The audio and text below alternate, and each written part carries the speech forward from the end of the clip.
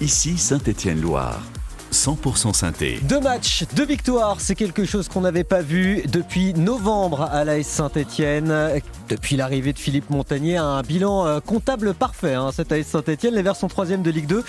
Et pourtant, on a sué face à Guingamp. Retour sur cette 23e journée de championnat qui s'est jouée à l'extérieur samedi dernier. Et cette victoire 2-1. Paul Rivolier et Joris Sabi du site Envers et contre tous sont avec nous. Bonsoir messieurs. Bonsoir à toutes et à tous. Salut Martin, bonjour à toutes et à tous. On va débriefer cette prestation ensemble. Une AS Saint-Étienne guérie, une AS Saint-Étienne encore fébrile. Que retenir de ce match à part les 3 points? Bienvenue dans 100% synthé à la radio sur votre radio locale ici Saint-Étienne-Loire et sur YouTube également bien sûr. Ici Saint-Étienne-Loire, 100% synthé. Martin Moulier. Comme traditionnellement, on va commencer par un petit résumé, messieurs, c'est parti. 100% synthé, le match. Une victoire qui n'a pas été de tout repos, c'est le moins qu'on puisse dire. Bousculée en début de partie par les Bretons, les Verts prennent l'avantage du match dans le temps fort guingampais. Ça commence par un penalty à la 10e minute de jeu obtenu par un Stassin qui retrouve des couleurs progressivement. L'élan de Davitashvili, c'est parti. Et le but de pour l'AS Saint-Étienne, signé Davitashvili. L'attaquant géorgien qui ne s'arrête pas à un penalty transformé. Il y a peut-être un coup à jouer là au milieu de terrain, il y a beaucoup d'espace pour Boakier qui percute, il a vu l'appel côté de rentrée de surface de Cardona, il est tout seul, peut-être pour un centre, le centre peut non piquer au deuxième poteau, la tête de Davitashvili, ça fait 2-0. Oui, ça fait 2-0. L'efficacité maximale de l'AS Saint-Étienne ce soir. Et notamment grâce à ce passeur, vous l'avez entendu, Cardona, lui qui a été titularisé après sa bonne entrée face à Montpellier au match précédent. Un Cardona comme transfiguré depuis l'arrivée de Philippe Montagnier. C'est aussi la bonne connexion entre lui et Stassin, l'attaquant belge, malgré un match imparfait et toujours l'absence de but, livre une prestation plus que rassurante. Bref, offensivement, avec Zourico, Cardona, Stassin et une nouvelle fois un grand Boakier, la SS montre un bien joli visage qu'on a envie de revoir pour le prochain match, enfin surtout en première période, parce que pendant la deuxième, les Verts manquent de maîtrise, prennent un but à l'heure de jeu et évitent de peu l'égalisation en fin de match.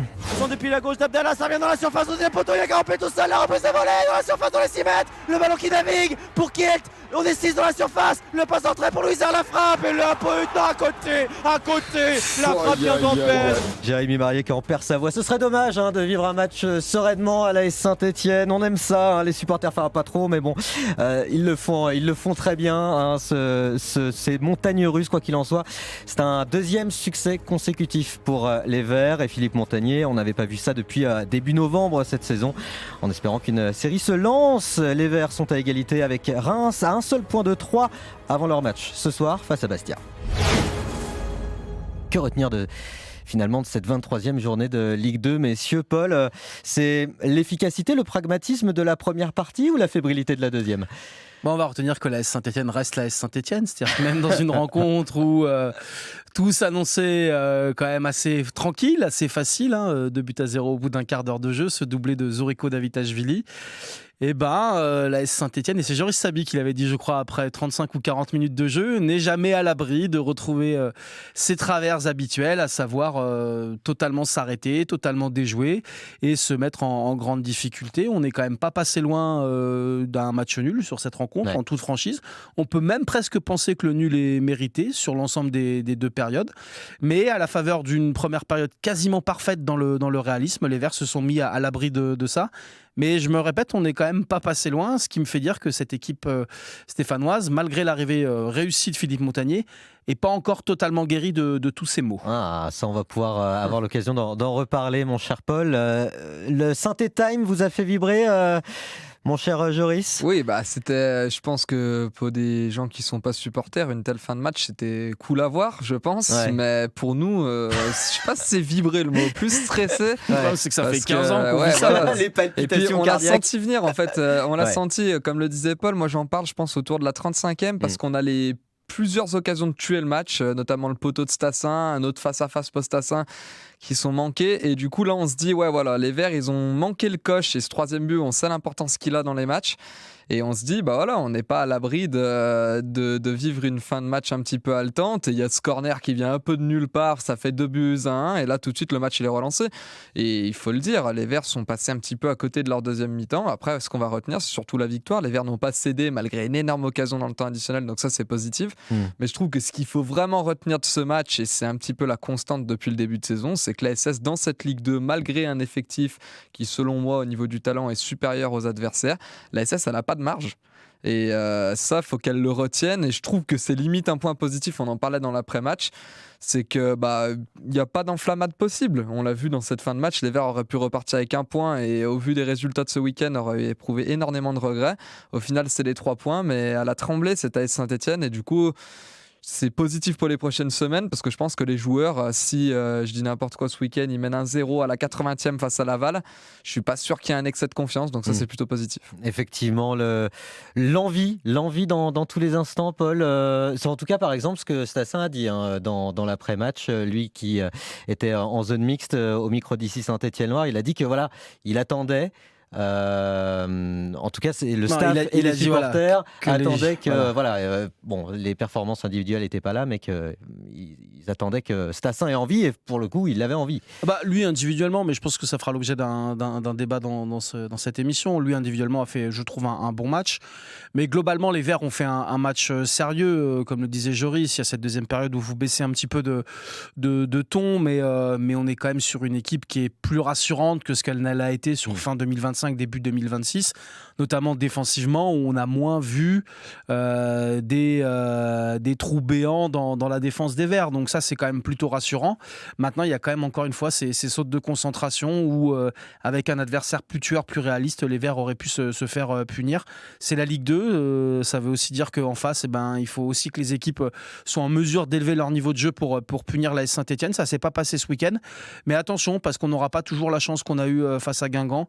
Comme le disait Joris, c'est une équipe qui a pas de marge, et si elle veut s'offrir cette marge un petit peu supplémentaire, elle doit élever son niveau de jeu et surtout gagner en constance dans ses rencontres. On manque encore, après 23 journées, je trouve, d'un match totalement référence sur 90 minutes où vraiment on se dit là, les Verts de la première à la dernière, ils ont été ultra sérieux, ils n'ont jamais tremblé à aucun moment. Alors il y a ce match de Pau que tout le monde nous ressort, le 6-0 à domicile en début de saison, mais je trouve que face à un adversaire d'un autre calibre, les Verts n'ont pas encore ce match référence, ce qui prouve bien, encore une fois, je me répète, que cette équipe n'a pas totalement guéri tous ses maux malgré le changement d'entraîneur. Mais le problème, c'est l'AS Saint-Etienne en deuxième période, ou c'est Guingamp qui a eu un sursaut d'activité? Parce que c'est un peu ce que nous dit Philippe Montagnier lors de la conférence d'après-match. Les deux, je pense, Joris. Ouais, je pense qu'il y a un peu des deux dans ce match. De toute façon, il y a un adversaire tout le temps en Ligue 2, même si c'est que la Ligue 2, pour certains supporters, c'est pas le standing de l'AS Saint-Etienne. N'empêche qu'on y est dans cette Ligue 2 et qu'il y a des adversaires qui jouent, et que quand un adversaire est mené 2-0, forcément, il va rentrer avec une manière de jouer qui est différente. Je pense que les Guingampais, ils avaient peut-être prévu d'attendre un petit peu plus l'AS Saint-Etienne. En étant mené 2-0 ultra rapidement, forcément, ils sortent. Donc voilà, je pense qu'il y a un peu des deux, mais malgré tout, je pense que l'AS Saint-Etienne aurait pu faire preuve de plus de maîtrise par moment, et ça n'a pas été le cas, et ça, c'est un des axes de travail de Philippe Montagnier, et je pense que d'ailleurs, il l'a dit en conférence de presse d'avant-match, il voulait d'abord régler les problèmes défensifs. La SS prend moins de buts, c'est bon signe. Là, je pense qu'il va vouloir quand même un petit peu augmenter le temps de maîtrise dans les matchs de l'AS Saint-Etienne, parce qu'il n'a pas été assez long face à Guingamp. 45 minutes, c'est trop peu encore. Paul. Mais même d'ailleurs sur le premier quart d'heure, on peut même presque ne pas parler de maîtrise de l'AS Saint-Etienne sur le premier quart d'heure du match. Les Verts mettent 2 buts, coup sur coup. Mais avant le pénalty de Stassin, la domination, elle est guingampaise. Dans les situations, dans les occasions, dans la possession. La possession a d'ailleurs été guingampaise tout au long du match. Donc c'est une équipe qui a marqué sur un temps fort de l'adversaire, qui s'est mis à l'abri très rapidement, parce que Guingamp, je trouve, n'a pas non plus fait un début de match très très convaincant défensivement parlant, j'entends. Et qui, à l'inverse, quand elle a eu un temps fort entre la 25e et 45e, n'a pas été capable de concrétiser des situations concrètes. Il y a le poteau de Stassin, il y a Cardona aussi, j'en loupe une, il me semble, Joris, aidez-moi. Ouais, moi je vois surtout celle de Stassin aussi qui met au-dessus. Il y a Boaquier aussi, il me semble qu'on a une. Ouais, mais il y a plusieurs situations où même des fois des coups un petit peu mal joués qui n'ont pas donné lieu à une frappe, mais sinon, les Verts auraient pu, en tout cas, dans cette deuxième partie de première mi-temps, faire le break, entre guillemets, parce qu'il était déjà fait, il y avait 2-0, mais le vrai break, en vrai, dans un match, c'est le troisième but. Le troisième but à 3-0, les Guingampais, c'est plus du tout le même match. À 2-0, ils sont encore dans le coup, et d'ailleurs, ça l'a prouvé sur la seconde mi-temps, où il y a ce but qui relance totalement le match. Abdoulaye Kanté et Lucas Stassin l'ont dit, d'ailleurs. On aurait pu tuer le match, ça c'était en zone mixte dans l'après-match. Ils l'ont répété plusieurs fois tous les deux, et Abdoulaye Kanté parle d'humilité l'humilité aussi. L'humilité, vous la ressentez sur la pelouse avec ce match face à Guingamp, Paul? Je sais que vous n'êtes pas trop. Non, mais vous me faites toujours des lancements sur l'envie, sur l'humilité. Mais c'est parce que je sais que vous n'aimez pas ça. Mais vous c'est pas êtes que j'aime plutôt pas pragmatique. ça. Mais en fait, c'est juste des choses qui sont difficilement quantifiables. Par la force des choses, cette équipe, elle avait manqué d'humilité à l'aller face à Guingamp. Ça, c'est une certitude. Et ça lui avait d'ailleurs sans doute coûté des points ce soir-là. Là, est-ce que la AS Saint-Etienne a fait preuve d'humilité à Guingamp? C'est compliqué de vous répondre. Une chose est certaine, et c'était d'ailleurs le propos d'Abdoulaye Kanté, c'est par cette humilité-là que les Verts s'en sortiront. Parce qu'on va se répéter, mais c'est une équipe qui n'a pas la marge de manœuvre, qui n'a pas le talent suffisant pour être hautaine et pour prendre de haut ses adversaires. Quand vous surdominez le championnat, vous pouvez parfois être un petit peu hautain, un petit peu joueur, un petit peu facile, ce qui n'est pas le cas de cette équipe-là. Elle n'a pas les capacités, malheureusement, pour être facile. Il y a un talent indéniable dans cette équipe, c'est un certain Serbe que notre Joris Sabi affectionne tout particulièrement. Mais pourquoi vous y allez de vous-même dire, parce qu'en fait, c'est un flop du match et qu'on va en parler après. Et que ça me fait plaisir de l'avancer comme ça. C'est vous qui êtes allé voter sur le site. Comment on peut mettre Miladinovic en fait, moi, ce que je comprends pas, c'est qu'on se plaint toujours qu'il en fait des caisses avec Miladinovic. Là, on a commencé l'émission depuis un petit quart d'heure et vous y allez vous-même, vous lui mettez une pièce. Ça me fait plaisir. Les tops et flops, ce sera au cours de cette émission 100% synthé qui se poursuit, bien sûr. T'as raison, Thierry, qu'est-ce que tu veux que je te dise? Non, t'as tort à 200%. 100% synthé, le grand débat. J'ai très peur, je suis. Ah non, mais je sais bien que t'as pas peur. Place au débat dans 100% synthé. Je sais que Paul Rivolier, vous l'attendiez, ce jingle avec. Je crois que c'est ma vidéo internet favorite. Le coup de gueule entre Jean-Michel Larquet et Thierry Roland. Auquel on rend hommage. Je me la fais une fois par mois, je pense, minimum. J'ai très peur, Martin Moulier. Deux monstres sacrés du commentaire, parfait pour initier ce débat. Alors, on n'est pas de monstres sacrés, nous. Saint-Etienne, non mais écoutez, vous êtes les monstres sacrés d'ici Saint-Etienne avec 100% synthé. Ouais. Que vous le vouliez ou non. Avec Jérémy. D'envers et contre tous. Messieurs, 2 matchs, 2 victoires pour Philippe Montagnier depuis son arrivée à l'AS Saint-Etienne. Est-ce que cette AS Saint-Etienne est finalement guérie? On a une nouvelle série, ça nous était pas arrivé depuis début novembre et forcément au niveau comptable, c'est positif. Je vais laisser vous chamailler sur cette question-là, Joris. Je crois que vous avez choisi le oui. Et vous allez nous expliquer pourquoi. Vous avez 40 secondes, c'est parti. Ouais, pour moi, la Saint-Etienne est guérie. Alors même si ça se verra dans le temps sur une guérison plus long terme, en tout cas à court terme, la Saint-Etienne est guérie. 2 matchs de victoire, vous l'avez dit, ça faisait depuis novembre que c'était pas arrivé. Et cette Saint-Etienne montre des qualités qu'elle n'a pas montrées durant la première partie de saison, à savoir être solide défensivement. Et depuis quelques temps, elle n'arrivait plus à être aussi clinique devant le but. Ça a été le cas du côté de Guingamp avec 2 buts sur les 2 premières situations. Donc cette AS Saint-Etienne, je la trouve guérie des maux qu'elle avait notamment pendant le mois de janvier. Et maintenant, à elle de prouver qu'elle est capable d'aller tout rafler sur cette seconde partie de saison, maintenant que le titre de champion, je le répète, est à portée de tir. Ah, très très belle conclusion, Joris Sabi. Paul, non, parce qu'on rigolait la semaine dernière dernière quand je parlais de titre de champion dans la chronique, mais il me semble que maintenant, il y en a quelques-uns qui commencent à rejoindre le navire. Allez, Paul. Non, mais je remarque qu'en l'absence de Jérémy Marié, Joris Sabi a hérité de sa fameuse veste réversible, interchangeable, de semaine en semaine. Alors, il y a 2 semaines, on avait tous les maux de la terre. Là, la semaine dernière, on est champion. Là, maintenant, on est guéri. Vivement la semaine prochaine, Joris Sabi, j'ai envie de vous dire. Je ne sais pas si Jérémy sera là, peut-être que vous pourrez garder sa veste une semaine de plus, mais je suis quand même assez impressionné. Non, pour être sérieux, compliqué à mon sens de dire que cette équipe est totalement guérie, notamment quand on regarde le contenu des 2 prestations sous Philippe Montagnier. Il y a du mieux, c'est indéniable. C'est une équipe qui est sur la voie de la guérison, c'est indéniable. Mais je le répète, c'est une équipe qui a encore trop de mots et trop de largesse, trop de lacunes pour être totalement rassuré sur ce regain de forme de l'AS Saint-Etienne. Je me répète, mais j'attends ce match référence du côté de l'AS Saint-Etienne pour être complètement rassuré là-dessus. Merci, messieurs. Un petit peu dépassé quand même, Paul. Mais non, c'était. C'est de la pénalité, ça. C'est de la pénalité. Désolé.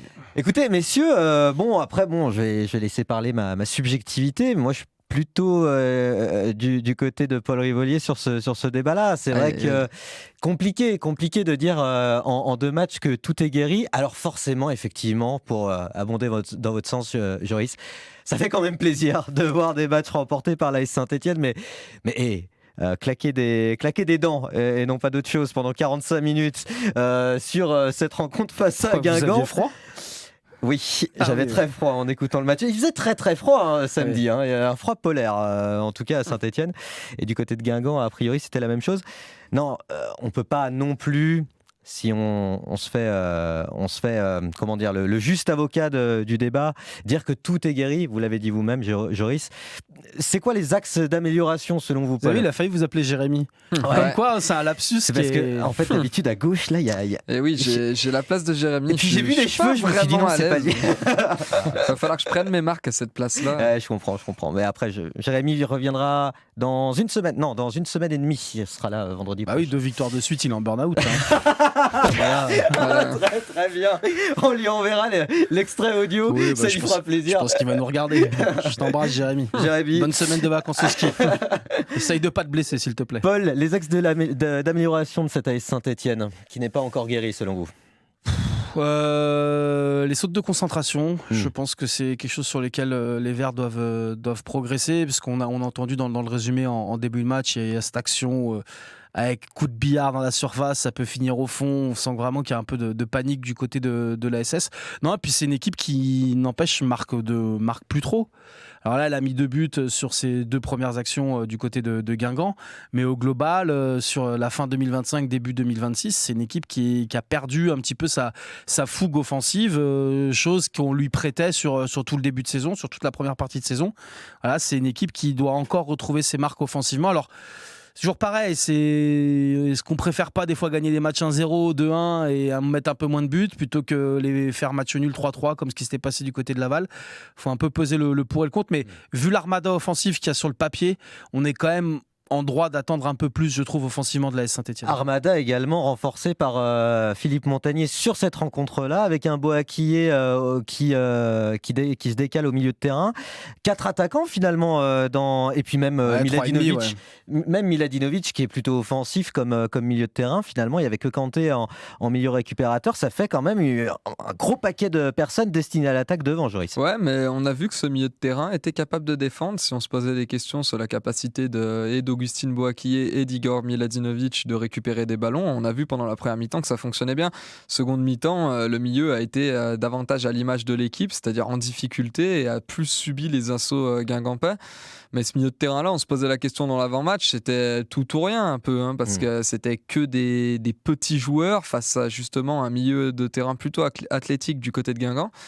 Et au final, il a su prendre la mesure de ce milieu de terrain-là, au moins pendant 45 minutes. Après, ça a été un petit peu plus compliqué, donc il y a eu du changement. Et voilà, non, mais je pense qu'il y a des possibilités offensives et je suis d'accord avec Paul, il faut marquer plus quand on est à Saint-Etienne et qu'on a cette capacité offensive, surtout quand on a les situations. Il y a quelques matchs face à Boulogne, en dehors de celle de Stassin, en plus il y avait eu ce carton rouge très tôt dans le match, il n'y a quasiment pas de situation, donc on demande aux attaquants de marquer, ok, mais il faudrait déjà leur mettre des ballons. Là, pour le coup, il y en a eu des situations et première mi-temps, on peut finir à 3-0, je pense, sans trop de difficultés. Elle vous a plu cette composition, Joris ? Avec le recul, oui. Moi, déjà, j'étais curieux de voir. En vrai, quand on voit des compositions et qu'il y a du changement, on est comme tous les supporters, on est curieux de voir ce que ça peut donner. Abdoulaye Kanté titularisé pour la première fois au milieu de terrain, on est curieux, on a envie de voir Boakye qui redescend, même si on avait vu ça sur la fin de match contre Montpellier. Pareil, on a envie de voir ce que ça donne. Donc c'est facile de parler après, et vu que les Verts ont gagné, et de dire oui, ça m'a plu. Ça m'a plu sur une mi-temps, un petit peu moins sur la seconde. Donc à voir si les Verts sont capables de tenir maintenant un petit peu plus de temps cette maîtrise. Si cette maîtrise, comme le disait Philippe Montagnier, il faut être réaliste, on le voit même en Ligue 1, le Paris Saint-Germain ne joue pas de la meilleure de ses façons pendant 90 minutes. Mais si cette façon de jouer là, elle peut tenir 60-70 minutes, et derrière, il faudra juste gérer un petit peu mieux ces temps faibles pour moins trembler le week-end. Paul, vous êtes malade ou vous étouffiez de désaccord en écoutant Joris Saby ? Non, vraiment, je suis souvent d'accord avec lui. En plus, non, vraiment, je suis malade. Désolé encore une fois pour nos auditeurs. J'inflige mes quintes de tout à longueur d'hiver. Pardon. Non, mais qu'en pensez-vous du coup effectivement, de cette composition-là, de ce changement-là ? Effectivement, là où je vous rejoins sur le fait que cette équipe-là, ça va peut-être un peu tôt pour dire qu'elle n'est pas guérie. Au moins, il y a du nouveau impulsé par Philippe Montagnier. Montagnier. En fait, Joris a tout dit, c'est trop facile d'analyser ça après, une fois qu'on sait ce qui s'est passé. Moi, en toute franchise, je faisais partie des sceptiques quand je vois la composition de départ, quand je vois qu'il sort Mouefek, quand je vois qu'il part avec un milieu de terrain quand même assez léger physiquement, dans un combat qui était plus ou moins annoncé d'ailleurs au milieu face à Guingamp. Je me suis dit, là, Montagnier, pas bien convaincu par ce qu'il fait, mais individuellement, les mecs qu'on joué au milieu ont été bons. J'ai de la fièvre, donc je vais dire du bien d'Igor Miladinovic. Mais Igor Miladinovic, il a été bon dans ce rôle de milieu relayeur. Un cran plus haut que Kanté. Je l'ai trouvé bon dans son activité physique, dans un dépassement de fonction que je lui connaissais pas. Je l'ai trouvé bon. Alors, il a eu autant d'échecs d'habitude, balle au pied, mais j'arrive à lui excuser parce qu'il l'a compensé par d'autres choses. Donc ça, j'ai été plutôt agréablement surpris. À l'inverse, j'ai trouvé par contre que les changements faits par Philippe Montagnier, qui étaient des bons changements, attention, après l'heure de jeu, les joueurs qui sont rentrés n'ont pas apporté ce qu'ils auraient dû apporter à cette équipe. Un petit peu un renouveau. Là où la semaine dernière, les changements avaient impulsé quelque chose de plus à cette équipe. Donc voilà. Mais sur le choix de départ, je faisais partie des sceptiques et agréablement surpris par ce qui s'est passé au milieu de terrain. Sur Augustin Boaké, vous le savez, c'est mon petit chouchou, je l'aime d'amour. Oui. Je pense que vous pourriez le mettre dans les buts à la place de Gauthier Larsonneur, il serait formidable. Merci Paul Rivolier pour votre peut-être des lobes objectivité. quand même, parce qu'il est pas bien grand.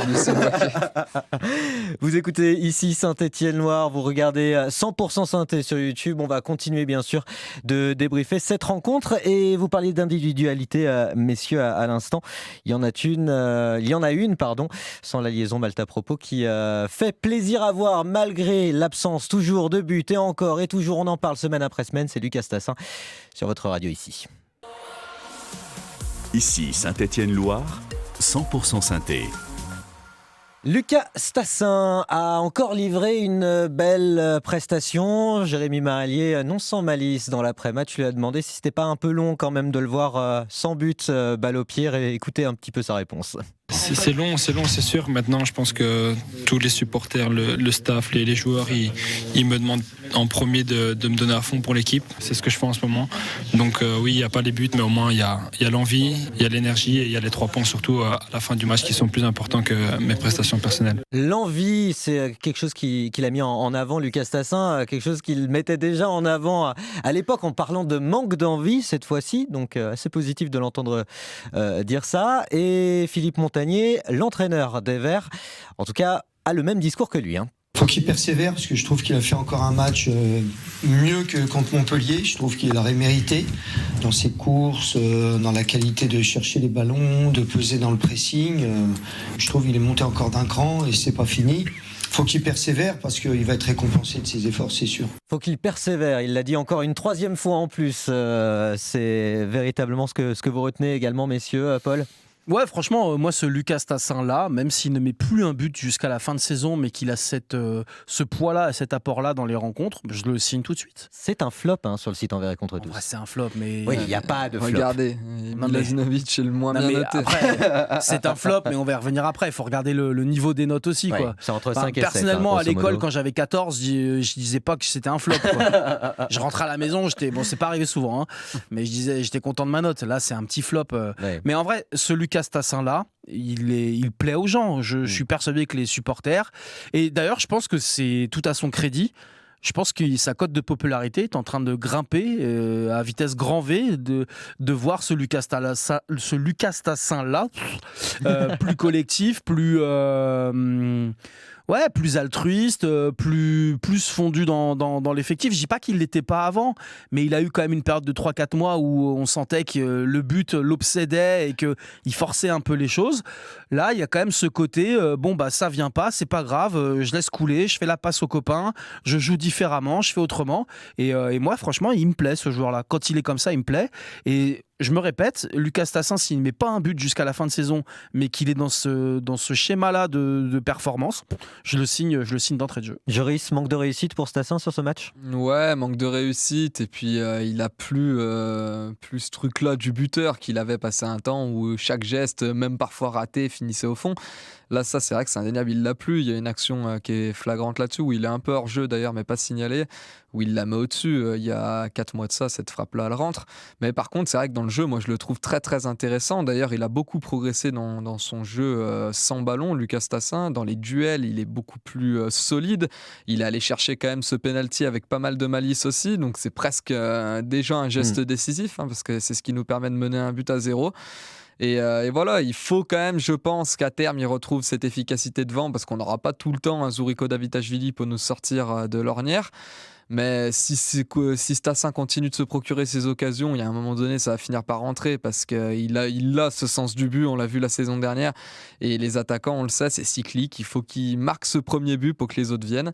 J'espère que ça va être le plus tôt possible, mais en tout cas, c'est très encourageant ce qu'il nous propose, parce que même, justement, en ne marquant pas ce qu'on demande à un attaquant, il est capable de faire des prestations très solides. Donc ça, c'est très intéressant. Alors, vous parliez d'un hors-jeu qui n'avait pas été sifflé, j'y pense là, comme ça, mais enfin, on n'a pas parlé d'une main qui n'avait pas été sifflée. Oui, c'est vrai qu'on n'en a pas parlé. Ouais. Manque de réussite pour Stassin, peut-être pas mal de réussite aussi sur cette main de Ben Hol qui, avant le penalty, donc à 0-0, n'a pas été sifflé.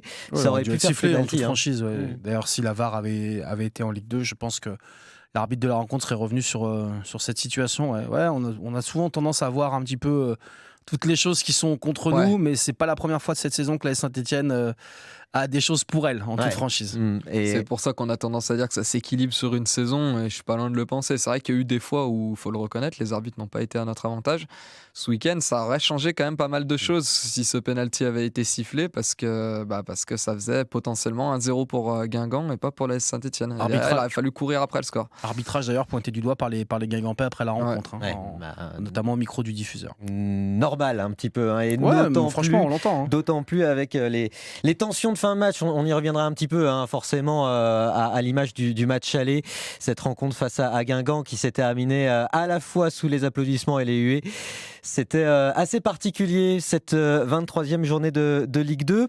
On a parlé aussi du collectif, messieurs. On va revenir sur les individualités, parce que cette rencontre, effectivement, elle a vu des tops, elle a vu des flops qui, grosso modo, sont entre 5 et 7 sur le site Envers et contre tous. On en parle tout de suite. Maintenant, il faut nous écouter, parce que là, on en a gros. Combien ? Bon, après les notes, je m'en préoccupe pas du tout. Promis, ce jingle aussi, là, on le changera. Ah, mais je l'adore. Ouais, mais il faut un peu de nouveauté aussi. C'est votre travail, ça. Les tops, les flops dans 100% synthé, avec la meilleure note qui est pour le double buteur, non, Davitashvili, qui a plus de 7 7,1 pour Zuriko Davitashvili, le joueur le mieux noté par les supporters du site envers et contre tous.fr, et c'est également le joueur le mieux noté dans la presse locale. 7 chez nos confrères du Progrès et 7 du côté de la rédaction d'Envers et contre tous. Je ne veux pas me faire l'avocat du diable, messieurs. Faites-le. Est-ce que vous ne pensez pas que Zuriko Davitashvili, oui, il nous offre ses 2 buts, mais au regard de sa prestation globale... Mais attendez. Mais Jérémy Marié, sortez de ce corps. Ah ouais, voilà, il est pas là. Il est pas là, je suis obligé.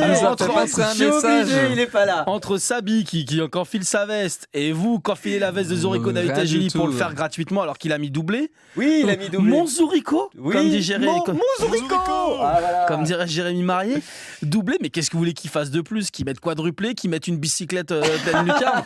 Non, mais enfin. Non, je suis d'accord. Non, je suis d'accord. C'est simplement que, il y a un Stassin qui est sanctionné parce qu'il met pas de but, alors qu'il fait un bon match dans l'ensemble avec plein d'occasions. Je sais pas les mots.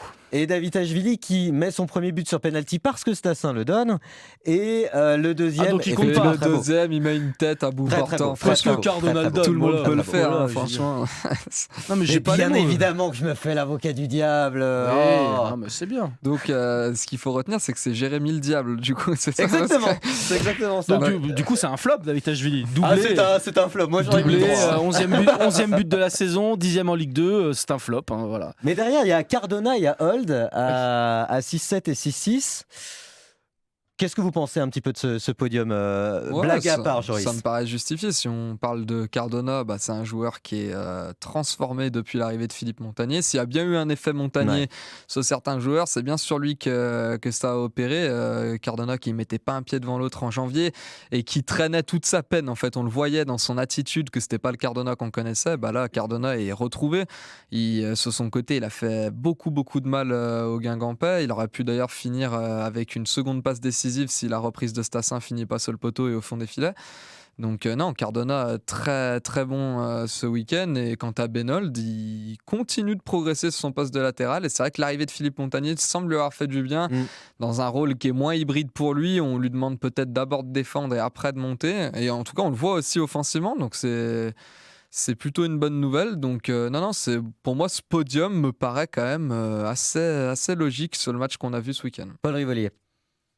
Bon, pas grand chose de plus à dire. Je trouve que Hold, peut-être la note est un peu haute, 6,6. Je sais pas si c'est le troisième joueur que j'aurais dégagé dans cette rencontre. Il mérite pas une mauvaise note, c'est pas ce que je suis en train de dire. Gauthier Larsonneur, encore une fois, je me répète. Oh là là. Et vous aussi, vous retournez votre veste. Non, mais j'ai de la fièvre, c'est pour ça. On l'a dit, je suis malade. Donc j'ai dit du bien de Miladinovic, je vais dire du bien de Larsonneur, et heureusement que Bernauer est pas là, parce que sinon j'aurais dit du bien.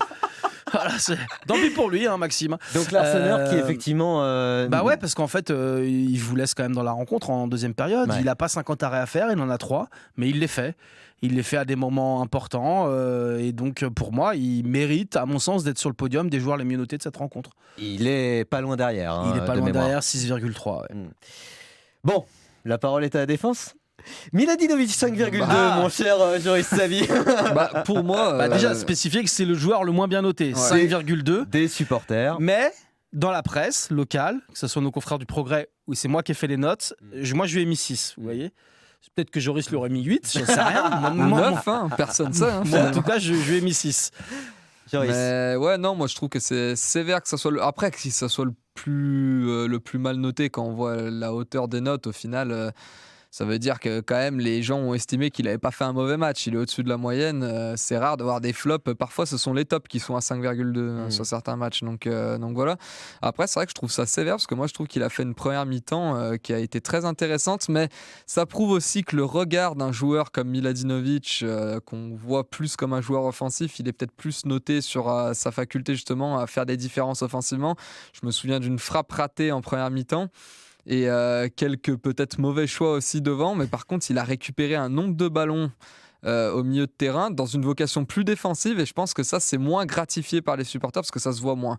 Mais en vrai moi je l'ai trouvé meilleur que certains matchs où il a eu des notes pourtant plus haute, où il se classait des fois dans le classement je suis d'accord avec vous, des joueurs de la Saint-Etienne. Moi je trouve qu'il a fait justement un bon match, et que peut-être que dans ce milieu de terrain justement qu'on voit très offensif avec Augustin Boisquier, il a une fonction un petit peu plus récupératrice, et que pour le moment il remplit à merveille. Autre fonction un peu récupératrice détenue par un autre flop de cette rencontre selon les supporters, à égalité avec Stassin, 5,9. C'est Kanté qui dans l'après-match a eu cette déclaration, écoutez bien. Franchement, je me sens bien. C'est des choses qu'on a travaillé en semaine. On parle beaucoup. Défensivement, on doit se parler parce que moi, je suis derrière eux, moi, je vois tout. Et offensivement aussi, j'essaye de les trouver entre les lignes. Même si aujourd'hui, on n'avait pas trop la possession. Mais c'est des choses qu'on travaille. Et du coup, je vais l'aider offensivement, lui faisant jouer. Défensivement, essayer de garder des ballons pour lui donner. Et aussi de lui communiquer aussi par rapport aux adversaires. Gauche-droite, gauche-droite. Gauche-droite. Il parle bien, je trouve. Il parlait de guider Augustin Boisquier devant lui. Exactement. Gauche-droite. Et notamment ce rôle-là de moi je vois tout. Et j'ai un peu eu l'impression que il endossait cette rôle de sentinelle défensive au milieu de terrain. Et ça tombe bien, c'était son poste. Mais bien vu, Martin. Merci. Mais je vois que vous progressez. Foot, hein. Je vois que vous progressez de semaine en semaine. Pas mal.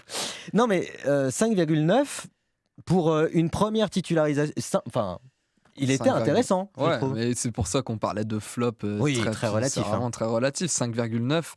C'est 6 quasi. Ouais. C'est franchement une bonne note. Et là, moi j'ai fait des maths quand j'étais plus jeune. Le niveau de l'émission là. Souvent l'arrondi, on dit que non mais tout ça pour dire que ce sont des notes qui sont très hautes même pour les joueurs les moins bien notés. Donc Kanté à l'image de Miladinovic, je trouve que ce sont même pas des flops. C'est des joueurs qui ont eu moins que les autres parce qu'ils ont été moins en avance sur les actions offensives, que ce soit Cardona, Davitashvili ou voire même Stassin, qui est plus dans ce schéma-là de notes. Mais ce sont des joueurs qui ont fait leur match, et forcément les actions défensives elles sautent moins aux yeux. Mais moi je me souviens quand même de ballons grattés par Kanté et qui ont permis des transitions assez intéressantes du côté de la Saint-Etienne, notamment en première mi-temps. D'ailleurs, c'est assez marrant parce que face à Montpellier, celui qui avait vraiment marqué les esprits, c'était le Cardinal. Finalement, face à Guingamp, il n'y a pas des défenseurs, j'allais dire, dans le top. Si, il y a Benold. Il y a Benold effectivement dans sa fonction défensive, mais c'est pas forcément la défense qu'on retient de cette rencontre face à Guingamp. Et pourtant, face à Montpellier, c'est cette solidité défensive qui avait pu faire la différence, Paul. Quelque part, c'est bon signe. Moi, j'ai envie de vous dire, si les défenseurs ressortent pas, en tout cas les centraux ressortent pas dans les notes, positivement ou négativement, ça veut dire que vous avez fait un match un peu mid, un peu neutre, où ils n'ont pas eu 50 milliards de trucs à faire, et à l'inverse, ils n'ont pas fait de conneries. Donc moi, je suis content quand les deux centraux, ils ont 5 ou 6, parce que ça veut dire globalement que vous êtes au niveau. Après, sur les défenseurs, si je dis pas de bêtises, Joris Sabi, en après-match samedi soir, avait mis Kevin Pedro dans les joueurs... dans ses tops. Donc moi je suis d'accord notamment pour dire que le petit Pedro est en train de passer un cap à l'AS Saint-Etienne et en train de s'installer durablement comme le titulaire au poste à droite. C'est un joueur qui de semaine en semaine affiche des prestations régulières désormais et qui fait pas tâche dans une défense expérimentée. Le Cardinal Nadé, c'est plus de 200 matchs. Franchement, je trouve que Pedro est dans la même veine de performance que ces joueurs-là. Et vous l'aimez bien, votre petit Pedro, Joris. Ouais, mais alors je crois que c'était pas moi, pour le coup, qui l'ai mis. Je vous ai confondu. Je crois que j'avais mis Davitashvili dans mes tops. J'avais le top facile. Je me demande si c'est pas Jérémy qui l'est. Mais je suis d'accord. Par contre, je trouve qu'il a fait un super match, Pedro. Un poste qui est le sien sans l'être. C'est plus un central de formation, mais on l'a vu en jeune déjà évoluer en tant que latéral droit. Et puis sous Horneland, il l'a quand même occupé pas mal de fois, ce poste de latéral droit. Mais c'est un joueur qui est ultra intéressant parce que il est bon défensivement. On l'a vu faire 2-3 interventions en seconde mi-temps pas facile où il aurait pu, pourquoi pas, concéder un penalty. Des fois, il semble un peu en retard, mais il joue super bien le coup pour passer devant sans faire de faute. Et puis offensivement, il a une situation, il se projette. Franchement, c'est un joueur à son âge qui a une maturité qui est rare. Donc moi, je trouve que je suis d'accord avec Paul sur le fait qu'il est en train de s'installer. Comme Benold à gauche, sur lequel on n'aurait pas mis beaucoup d'argent dessus parce que ses premières prestations, c'était quand même compliqué à Benold. Donc là, on a une défense qui, mine de rien, avec les retours, on verra, parce qu'on nous a dit que Berner, finalement, la saison n'était peut-être pas terminée. Chico Lamba, qui devrait revenir aussi dans les prochaines semaines, pas tout de suite, mais dans les prochaines semaines. Soumaoro, qui n'a toujours pas joué pour le moment. Franchement, Ferreira, à voir. Moi, je suis pas sûr que ces joueurs-là retrouvent une place de titulaire automatiquement. C'est compliqué. Franchement, même si Chico Lamba, sur lequel on a quand même des certitudes, revient, franchement, pour sortir un AD ou un Le Cardinal dans l'axe. Compliqué, franchement, vu les prestations actuelles. Je suis pas sûr que Montagnier se risque à les sortir moi, je pense sur quelque chose qui fonctionne. Tant que ça fonctionne, pour moi, c'est ça. Alors après, on connaît l'AS Saint-Etienne, ça a fonctionné 2 matchs et on peut très bien passer complètement à côté défensivement. C'est une possibilité. Si, on connaît. D'ailleurs, généralement, quand les défenses changeaient, c'était pas forcément des choix de l'entraîneur, c'était souvent que Messieurs, c'est Laval. Prestation d'avant. Le week-end prochain, c'est Laval, 17e de Ligue 2. Bien sûr, là, on va me dire, Martin, ne dénigrez pas vos adversaires, je vous connais par cœur, mon cher. Mais en fait, je vais pas dénigrer mes adversaires. Laval qui n'a plus gagné un match de Ligue 2 depuis le mois de novembre. Exactement. Un match face à Bastia, qui a gagné quelques matchs de Coupe de France, mais je crois qu'ils sont sur... Non, Bastia, ils ont perdu justement contre. Non, mais Laval, ils ont gagné des matchs de Coupe de France. Mais ce que je veux dire, c'est qu'ils sont sur une série, je crois, en Ligue 2 de 8 matchs sans victoire. 8 ou 9 matchs sans victoire. J'ai peut-être pas les bonnes stats, vous avez sans doute mieux travaillé avec moi, mais voilà, en gros, une petite dizaine, on va s'accorder là-dessus. Donc je les dénigre pas. Mais je connais l'AS Saint-Etienne. Au même titre qu'on connaissait l'AS Saint-Etienne quand elle mène 2-0 face à Guingamp. On sait qu'elle peut s'effondrer à tout moment. Cette équipe-là, je vous le signe, est capable de perdre 1-0 à Geoffroy Guichard face à Laval. Messieurs, vous voulez pas l'entendre, ça ? Non, je veux pas l'entendre. Donc, encore une fois... Vous vous souvenez quand on disait que Bastia n'avait plus marqué à l'extérieur depuis 2 mois, ils en avaient marqué 2 à Geoffroy, donc il faut toujours se méfier. Mais voilà, c'est là aussi, c'est sur ces matchs-là qu'on va voir si l'AS Saint-Etienne a appris de ses erreurs du passé, si elle est capable justement de ces matchs-là qui sur le papier sont gagnés, on se dit on joue une équipe qui est dans les dernières et tout, on va voir si l'AS Saint-Etienne est capable à la fois de gagner et en plus de se montrer sereine. Un match comme ça, normalement on doit le gagner avec des buts d'écart. Paul. L'AS Saint-Etienne qui a la possibilité de gagner un 3e match de suite. C'est arrivé une seule fois cette saison, J5, J6, J7. Donc c'est pas non plus anodin d'aller chercher cette 3e victoire consécutive. Eric Horneland ne l'avait fait qu'une fois en Ligue 2 cette saison. Et à l'aller, c'était un déclin face à Guingamp. Est-ce que ce sera un déclic pour cette 23e journée de Ligue 2 ? On continue d'en parler dans 100% Saint-Et. Vous avez vu ça ? Ici Saint-Étienne-Loire. 100% synthé. Martin Moulier. Très belle opération au classement aussi, hein, mais si on n'en a pas parlé, mais forcément cette victoire-là, elle fait plaisir. L'AS Saint-Étienne remonte à la 3e place, à égalité avec Reims, 40 points. On attend quand même le match de 3 face à Bastia ce soir, hein, qui 3 caracole en tête à 41 points. Si victoire il y aurait encore 4 points d'écart avec la première place. Et Joris, vous parliez du titre tout à l'heure. Je joue le titre, je vous le dis. Mais déjà la deuxième place. Ma veste. Déjà la deuxième place, ce serait déjà pas mal. Ah bah oui. En vrai, oui. Mais bon. On se retourne 2 semaines avant le premier match de Philippe Boulogne, Montagnier. Ouais, voilà, c'est ça. C'est ça, on pouvait pas pour le coup pas trop le prévoir, même si déjà les Troyens, avant même cette défaite face à Boulogne, nous avaient déjà fait 2 cadeaux. Mais l'AS Saint-Étienne était sur un tel niveau affiché qu'on avait du mal à croire qu'elle puisse se mêler à la course pour le titre. Au final, il faudra voir le résultat de 3 ce soir, mais même en cas de victoire troyenne du côté de Bastia, les Verts seront à 4 points de 3. Franchement, quand on voit le début d'année de l'AS Saint-Étienne, c'est miraculeux. Et surtout quand on voit comme 3 était une machine qui était inébranlable malgré les absences, malgré parfois les cartons rouges, ils arrivaient à gagner des matchs, ils ont perdu quand même leur gardien titulaire et on voyait que ça tournait encore, enfin, contre vent et marée, cette équipe était capable de performer et là, il y a un petit grain de sable qui s'est mis dans cette machine et au final, tant mieux pour l'AS Saint-Étienne. Et maintenant, on voit que ça va être une course à 5-6 équipes. Alors, ça ne veut pas dire que c'est joué loin de là, parce que justement, plus il y aura de prétendants, plus ça sera compliqué pour l'AS Saint-Étienne. Mais disons que maintenant, 3 n'est plus inatteignable. Et du coup, cette course aux 2 premières places, elle est totalement relancée. C'est vrai que quand même, on est sous une bonne étoile à l'AS Saint-Étienne. On ne siffle pas une main face... j'ai déjà oublié. Merci. Face à Guingamp. Et effectivement, après le bon résultat de la semaine dernière, encore un excellent résultat, miraculeux, favorable, chanceux, Paul. Non. Je vous vois dire. Non, mais il n'est pas miraculeux. Il n'est pas miraculeux et chanceux. Cette victoire à Guingamp, à mon sens, elle n'est pas non plus incontestable. Enfin, c'est ok d'avoir gagné à Guingamp. En vrai, je me dis pas que c'est un miracle. Voilà. Bon, éventuellement, non, mais peut-être voulais le vendre comme ça aux gens, mais c'est pas ce qu'on est en train de dire depuis 40 minutes. C'est vrai. Sur la Ligue 2, il n'y a pas de surprise. On savait que c'était un championnat qui était difficile, on le connaît, on sait à quel point ça a été difficile de s'en extirper il y a 2 ans. On sait aussi, c'est pas faute de le répéter à ce micro, que tout le monde peut attraper tout le monde. Et c'est pour ça que je martèle depuis 15 jours, 3 semaines, qu'il faut arrêter de regarder le classement. Mais c'est vrai, en fait, ça sert à rien. D'une semaine à l'autre, ça sert à rien de regarder le classement parce que selon les dynamiques, vous allez avoir 4-5 points de retard. Vous gagnez 2 matchs, vous êtes de nouveau dans la course. Malheureusement, vous faites match nul le week-end, vous êtes de nouveau un petit peu dans la charrette. Que l'AS Saint-Étienne continue cette série, qu'elle fasse tourner le compteur points, qu'elle ne perde pas les rencontres.